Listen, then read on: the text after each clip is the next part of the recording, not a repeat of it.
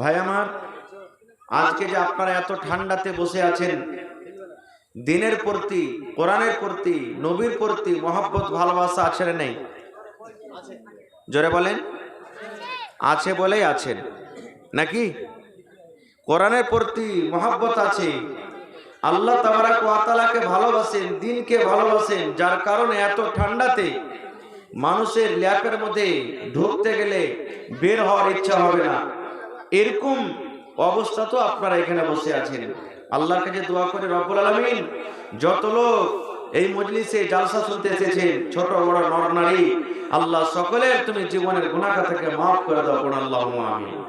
আল্লাহ যারা মুসিবতে আছে তাদের মুসিবতকে তুমি দূর করো, পড়ুন আল্লাহুম্মা আমিন। আল্লাহ যারা বিজনেস করছে তাদের বিজনেসে তুমি উন্নতি দান করো। আল্লাহ যারা মজদুর তাকে খাটাতে বরকত দাও। এই আল্লাহ যারা চাষি খেতে বাড়িতে বরকত দাও, পড়ুন আল্লাহুম্মা আমিন। ভাই আমার, কোরআনের জন্য মহব্বত রাখেন, হাদিসের জন্য মহব্বত রাখেন, আল্লাহ এবং আল্লাহ রাসূলের জন্য মহব্বত রাখেন। জান্নাত আমরা সবাই আশা করছি যে জান্নাত যাব নাকি? জোরে বলেন। সবারই আশা আছে। এবার জান্নাত যাওয়ার একটা হাদিস আপনাদের সামনে বলবো, যে কি দুনিয়াতে এমন কাজ করতে গেলে আল্লাহ তাবারাক ওয়া তাআলা জান্নাত দিবেন, তার মধ্যে একটা হাদিস বলবো, যদি আমল করতে পারেন আল্লাহ তাবারাক ওয়া তাআলা ইনশাআল্লাহ জান্নাত দিবেন। পড়েন ইনশাআল্লাহ, জোরে পড়েন ইনশাআল্লাহ। হাদিসটা কি জানেন? আচ্ছা বলেন তো, গ্রামে গ্রামে ঝগড়া হয়, হয় কি হয় না? হানা বলবেন একটু। হয়। ভাইয়ে ভাইয়ে ঝগড়া হয় কি হয় না?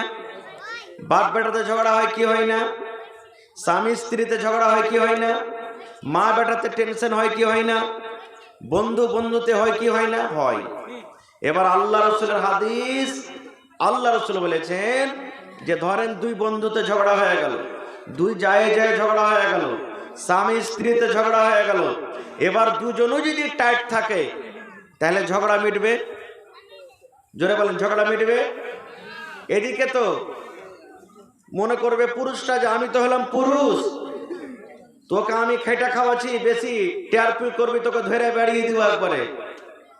আর ওদিকে যদি স্ত্রীটা বলে খুঁট বেড়া চোখে, রে মরার বেটা মরা, কোন ঘরের বেটি আছে রে মরার বেটা মরা, তুই মাইরি দেখ আমাকে, তুই দেখ তোর কি করছিস, তোরও কুল্লারকে ঘষিয়ে দেবো রে মরার বেটা মরা। যদি দুজনেই এরকম টাইট থাকে তো ঝামেলা মিটবে? মিটবে? ধরেন গ্রামে গ্রামে ঝগড়া লেগে গেল, গ্রামে গ্রামে ঝগড়া লেগে গেল। এবার এক দল বলছে, আয় শালা, তুই জমিদার আছিস, তুই নিজের বাপের থাক, তুই আমাকে খাইটা খাওয়াইস না, বেশি টের করবি যে তোর চোখ তুলে নেবো একবারে।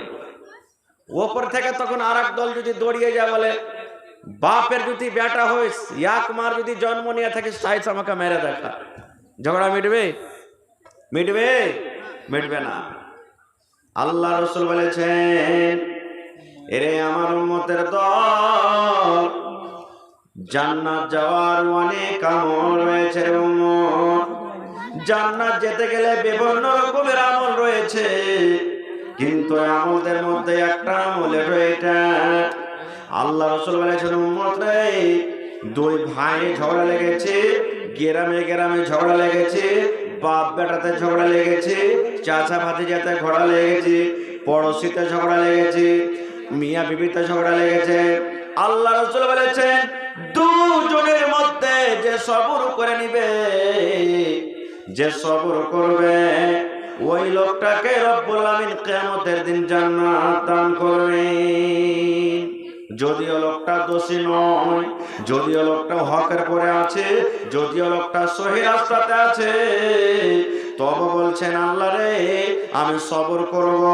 যা ভাই তুই বড় হয়ে থাক, যা রে বেটা তুই বড় হয়ে থাক, যা হে নানা তুই বড় হয়ে থাক, যাকে মা তুই বড় হয়ে থাক, আমি ছোট হয়ে যাব, তোর সাথে আমি ঝগড়া করব না, তোর সাথে আমি লড়াই করব না, আমি সবর করব, সবর করব।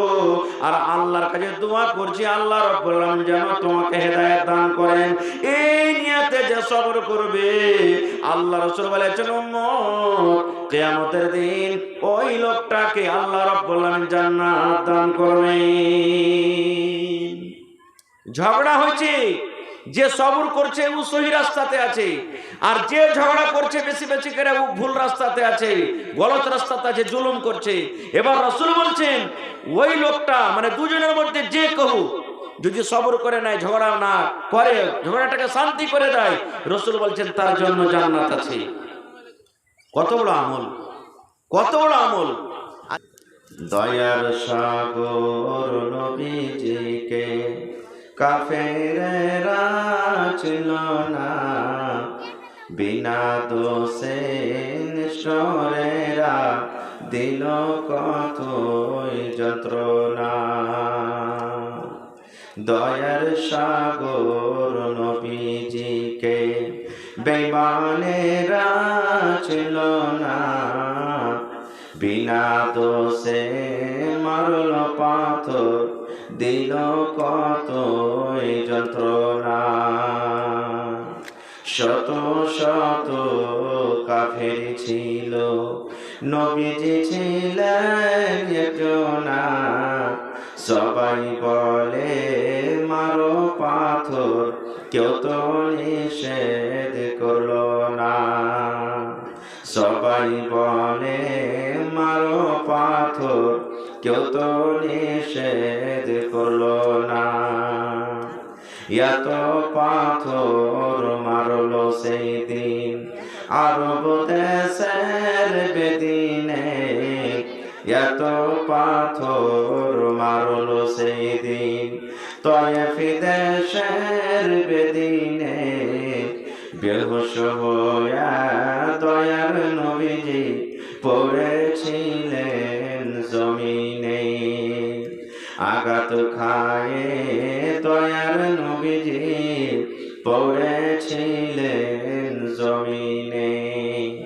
গায়ে যত কাপড় ছিল রঙিন হইল রক্ততে, গায়ে যত কাপড় ছিল রঙিন হইল রক্ততে।